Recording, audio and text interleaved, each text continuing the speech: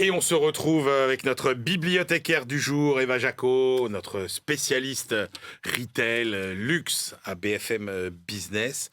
Alors, Eva, on remonte l'histoire.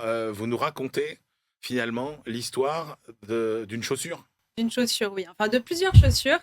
On parle là de l'Odyssée des sneakers de Pierre Demouy. Donc, c'est un Ouais, journaliste des Échos. C'est une d'accord. réédition, bien sûr, puisque depuis 4 ans, eh bien, le monde des sneakers a changé. Alors, attention, hein, parce qu'on ne parle plus du tout de basket. Pourquoi réédition, vous dites? Parce que le livre, la parution datée de 2019, mais il l'a augmenté. C'est une Ça, réédition ça s'appelait pas augmentée. pareil? Ça s'appelait l'Odyssée des baskets.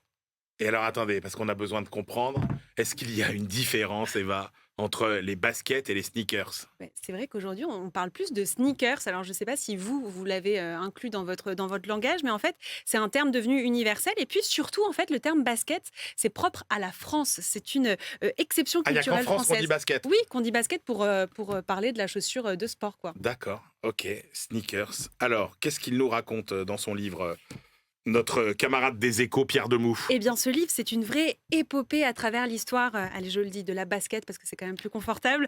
Ouais. Depuis la presque centenaire Converse, plus d'1 milliard d'exemplaires vendus pour cette chaussure. Chuck Taylor, premier homme à avoir donné son nom à un modèle, bien avant Jordan. Alors, ces chaussures, elles ont été portées par toutes les grandes stars, de James Dean à Madonna, en passant par les Rolling Stones, et surtout lors des Jeux Olympiques de 1984. Alors, après des années de gloire, eh bien, la toile a été chassée par le cuir. C'est Nike qui est venu à la rescousse de Converse en 2003 en mettant sur la table 305 millions d'euros pour la sortir d'une mauvaise passe. Alors, on parle aussi de la rivalité entre Puma et Adidas et leur réconciliation en 2009. Et puis de Portland, c'est la capitale mondiale des sneakers, de rap, de pop culture.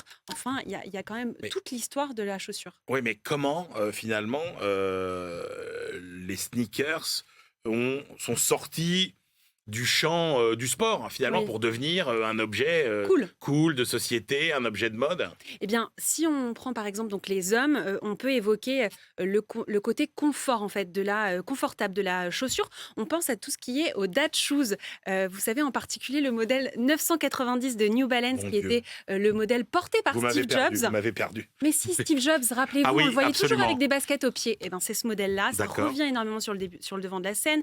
En 2010, c'est la mode féminine qui s'en empare. Mais si on revient un petit peu dans l'histoire, c'est vraiment dans les années 80 que la chaussure, Ah, eh c'est bien, Michael Jordan, en fait. oui, bah, c'est exactement ça. Ouais. Avec Nike ou aussi là, Stan Smith d'Adidas, les femmes se sont mises à en porter pour aller travailler, pour aller danser, avec toutes sortes de tenues. Alors aujourd'hui, plus que jamais, eh bien, les baskets surfent aussi, en fait. Les marques surfent sur le vintage. On revient au modèle ancien. Moi, je me suis acheté la paire de Steve Jobs, en fait, par exemple, ou les Adidas des années 80 qui Alors là, ressortent aujourd'hui. on parle de mode, de culture, Eva. On va peut-être parler business, gros sous. Oui. C'est quoi ce marché du sneaker? Eh bien, c'est le marché mondial de la basket, c'est autour de 80 milliards d'euros par an. En France, 3 milliards d'euros. Alors, on parle aussi de la fabrication. Vous savez, l'évolution de la mondialisation.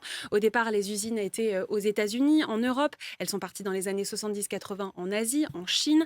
Et puis là-bas, les salaires ont augmenté. Donc, les usines se sont délocalisées bien souvent au Vietnam ou en Indonésie, où les coûts de production étaient moins élevés. Et puis aujourd'hui, les sneakers, ça représente quand même 60% du marché de la chaussure. Alors il y a aussi les marchés annexes, la revente des baskets. Le resell a pris une ampleur énorme. On a des revendeurs partout, des gens très connus comme Larry Deadstock, s'il fallait en citer qu'un, qui a plusieurs magasins de revente de sneakers. Il a des corners aussi dans les grands magasins. Et puis on peut parler aussi du marché de la contrefaçon.